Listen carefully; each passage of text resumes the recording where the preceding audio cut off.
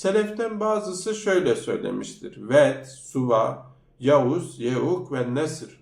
Adem ile Nuh arasında yaşamış salih insanların isimleriydi.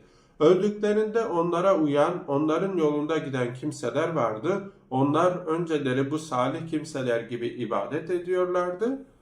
Daha sonra şeytan onlara geldi ki onların resimlerini çizerseniz ibadete daha istekli ve daha şevkli olursunuz dedi ve onlar da şeytanın dediğini yaptılar.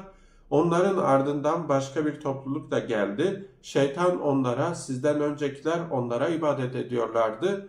Siz de onlara ibadet edin dediler. Yani bir insanın puta tapmasının hikayesi kısaca bu şekilde olmakta. Yani daha önce belki salih insanlar ama sonradan o insanların heykellerini yaparak, o insanları Allah'la kendi aralarına koyarak bu şekilde bir inanç içine girdiler.